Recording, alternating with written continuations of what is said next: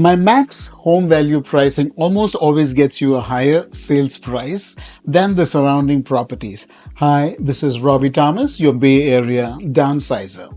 So when you pick up the most important things about a home, and every home is different, even if it is built by the same builder and in the same neighborhood, because every home has got different upgrades, different elevation, different direction, and some streets may be more appealing than the other.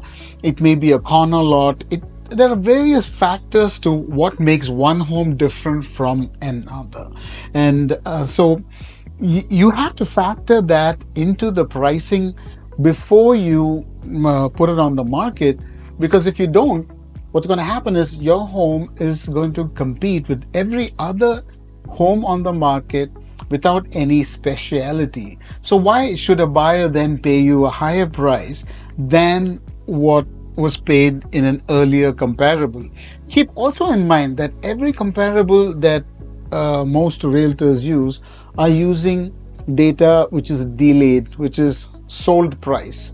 When the house is pending, most agents will not know the actual price of what it is pending for, because the listing agent is not going to share that information to the market to protect their client.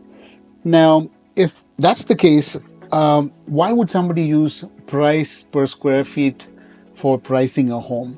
Which is a big mistake, because if you do price per square feet, now you are not factoring the upgrades of the house, the uniqueness about the house, the showability about the house, the viewability about the house, the desirability about the house. None of that is factored in. So if you want to make it as identical as some other house, then you should use price per square feet. But if you use price per square feet, your house is not going to stand out and is not going to get you a higher price point.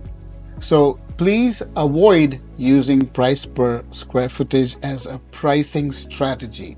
Most people who don't understand use it as a pricing tactic just to appeal to the seller's price valuation and just to get that listing and put it on the market.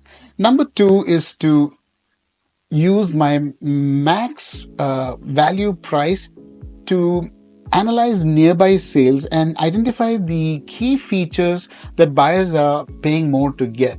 If there's a specific group of items that the buyers, actually, if you go and speak to a particular home buyer who recently bought a home in the neighborhood which is very similar to your plan and model, they would tell you what they really like. It may be the kitchen, it may be the proximity to their schools, or the children, so that convenience for their children to walk to school. There are so many factors like that you can get information from the buyers who actually bought a home.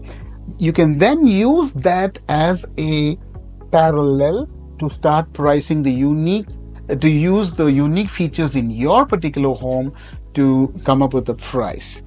And finally, the number 3 max value pricing strategy is, it's not uncommon if you use these systems that I am talking about in a very active way, not a passive way, then you could very possibly get more than 3 to 5% of what the highest sales price sold in that area. Now keep in mind that also should factor the interest rates at that time, the supply and demand, what the absorption rate is, and also if it is a slow market or a fast moving market.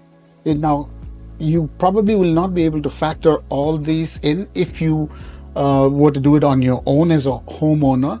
And I could give you my free 15-minute consultation, no obligation, by clicking the link below, or give me a call at 510-374-2264.